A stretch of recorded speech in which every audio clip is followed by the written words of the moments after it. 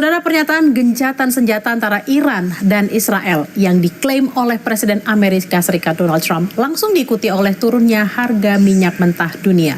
Sebelumnya, Iran mengancam melumpuhkan Selat Hormuz sebagai jalur distribusi laut minyak dunia. Apa strategisnya Iran dan Selat Hormuz bagi Indonesia? Berikut ulasannya.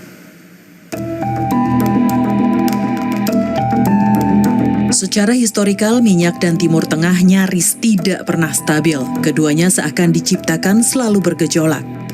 Perang antara Iran-Israel dan kini Amerika Serikat terlibat membuat harga minyak mentah dunia naik turun. Fokus dunia saat ini bukan sekadar aksi militer, melainkan keberlangsungan Selat Hormuz sebagai jalur distribusi laut minyak dunia. Ancaman Iran menyerang Hormuz jika terrealisasi dipastikan mengacaukan dunia, termasuk Indonesia sebagai net importir minyak. Ini adalah peta Selat Hormuz, letaknya sangat strategis di Timur Tengah. Punya lebar 54 km, Hormuz merupakan pintu gerbang Teluk Persia sekaligus jalur rantai pasok berbagai komoditas dunia.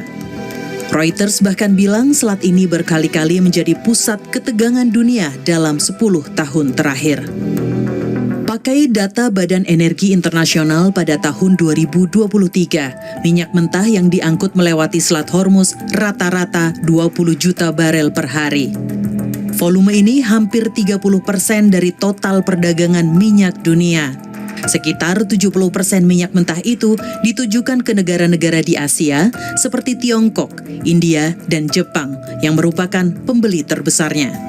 Hormuz juga merupakan jalur ekspor bagi 20% gas alam cair dunia. Indonesia sebagai net importir minyak lewat Pertamina juga sudah mengantisipasi jika Selat Hormuz diganggu perang. Beberapa jalur alternatif akan ditempuh sebagai antisipasi. Ya, jadi terkait dengan situasi konflik di Timur Tengah yang mulai memanas, Pertamina sendiri sudah melakukan monitoring dan kami meningkatkan pengawasan terhadap pergerakan kapal-kapal tanker kami, khususnya yang memasok minyak mentah dari Timur Tengah dan sekitarnya ke wilayah Indonesia. Melalui Pertamina International Shipping, kami juga sudah mengecek dan sudah memastikan bahwa seluruh kapal yang melewati rute internasional saat ini dalam kondisinya aman, sehingga pasokan masih berjalan dengan normal. Pertamina juga sudah memitigasi dan merencanakan sejumlah rute alternatif jika memang nanti eskalasinya akan meningkat. Sejak perang pecah di Iran karena Israel, harga minyak mentah dunia melesat ke atas $70 Amerika Serikat per barel dari sebelumnya di level 60-an dolar. 23 Juni 2025, harga minyak sedikit melandai karena Presiden Amerika Serikat Donald Trump mengumumkan gencatan senjata setelah pangkalan militer Amerika di Qatar diserang Iran. Minyak yang langsung landai setelah pernyataan Trump juga membuktikan pergerakan harga komoditas ini tidak hanya dipengaruhi oleh stok dan permintaan, melainkan oleh persepsi. Inilah yang harus diwaspadai Indonesia. Beruntungnya harga minyak dunia jenis Brent yang jadi acuan Indonesia belum melebihi asumsi APBN di level $82 Amerika Serikat.